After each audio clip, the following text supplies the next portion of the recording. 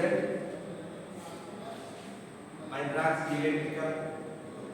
engineering, 8th semester. The subject name is utilization. Today I discuss about electro deposition.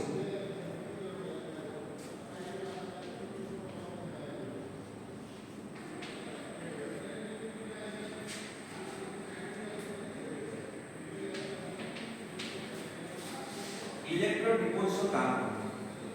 गोटे metal आमे आउ गोटे metal सहित join करिबा बा लेपो दबा सेटा पाबे को इलेक्ट्रो डिपोजिशन जदि गोटे मेटल अछि ए मेटल आउ गोटे मेटल रे आमे ताको कोटिंग करि तो एटा कोन होती ता कोटिंग मध्ये हो कोटिंग देले कोन होए ना रोस्ट खाइबनी जेरा को कलर हो गोटे मेटल को आउ गोटे मेटल हो आमे को 1 ग्राम गोल्ड आसे ऊपर खाली कोन दिया होची गोल्ड ता खाली कलर दिया होची किंतु भीतर अलगा रस दिबो सिल्वर दिबो किंतु ऊपर खाली दिया होची बटर दिया होची एटा को प्रोसेस होची इलेक्ट्रो डिपोजिशन प्रोसेस होची केमिति होची ना गोटे आमे हला कोन एटा गोल्ड गोल्ड हम कोन करछु ना आ गोटे मेटल सहित ताको हमें पूरा कटिंग कर दिया होची तो जोटा हमर कटिंग होउची ताको हमें कटिंग बोली तो एटा को कोन कहू ना एनोड बोली हमें कहू जिए अन्य ऊपर जे रहिबो ना ताको हमें कहू एनोड एनोड रो चार्ज कोन एनोड रो चार्ज ला कोन नेगेटिव हला स्टार्ट जोटा कटेड होची ताको हमको एनोड कहू ता चार्ज होची पॉजिटिव जहा ऊपर होची सेटा होची कैथोड कहला जाय ता चार्ज होची नेगेटिव तो इलेक्ट्रो डिपोजिशन रो डेफिनेशन होची कोन definition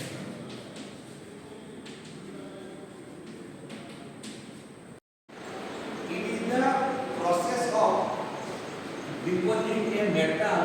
on the surface of some other metal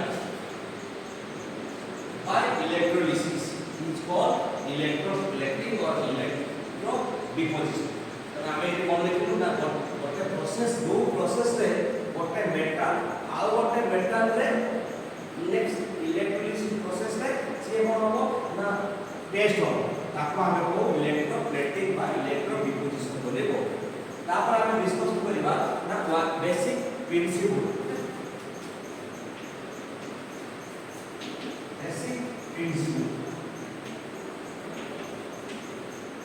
start हमके बिफोर देलु बिफोर रे हमें एनोड आ कैथोड कनेक्शन करलु एनोड का हमें बैटरी का पॉजिटिव टर्मिनल से कनेक्ट करलु कैथोड का को हमें बैटरी का नेगेटिव चार्ज रे कनेक्शन करलु इलेक्ट्रिक करंट का पॉजिटिव टर्मिनल रे करंट का फ्लो करिवो हमर इलेक्ट्रो लाइन दे करंट का अपोजिट डायरेक्शन में ही फ्लो करिवो और इलेक्ट्रॉन का हमर नेगेटिव चार्ज करंट का हमर पॉजिटिव टर्मिनल से फ्लो हो इलेक्ट्रॉन का हमर एई बाटे फ्लो हो जेता हमें कॉपर सल्फेट CaSO4 को हमें इलेक्ट्रो लाइन करिवो बा डिडल करिवो सेतरे जे कॉपर सल्फेट का कोन हेबो ना दुई भाग रे से भांगी दिबो ओटे हेबो कॉपर हेबो आ ओटे हेबो सल्फेट हेबो से कॉपर ता तबे कोन हेबो ना पॉजिटिव चार्ज मोहन होची आ सल्फेट का नेगेटिव चार्ज मोहन सेतरे हमर जे हमर डिजल रे हमर कॉपर सल्फेट एनोड आ कैथोड रे इटा पार्ट रे डिवाइड हो तो एटा होची कॉपर इटा होची सल्फेट SO4 सेतरे कॉपर रो चार्ज होची पॉजिटिव से कोन करबो ना कैथोड पाखु आसी कोन होची ना जॉइन होची बीसी तो आउ एटी से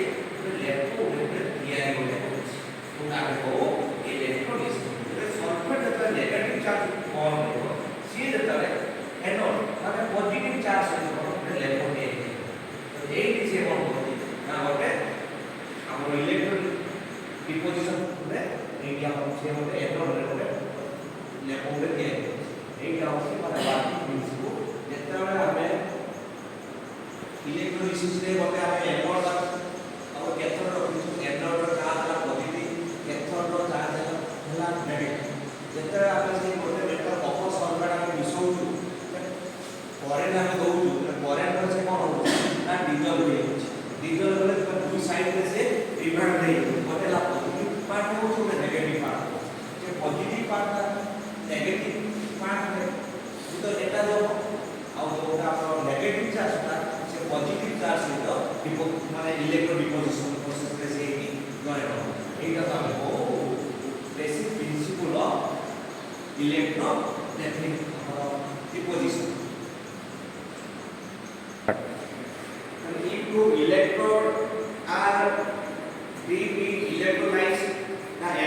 the potential applied in the electrode then anode and cathode जेतरा आपण anode cathode देथिला आमे को सेठी सप्लाई देलो बैटरी माध्यम रे सप्लाई दे तापर सेठी मॉलिक्यूल आमे देथिलो मॉलिक्यूल नाम होला copper sulphate the molecule of the substance dissolved in the electrolyte is broken into two parts one is positive ion out of negative ion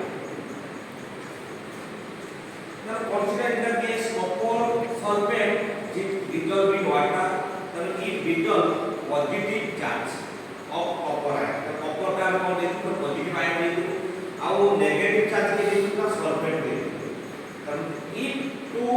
electrodes are placed in the solution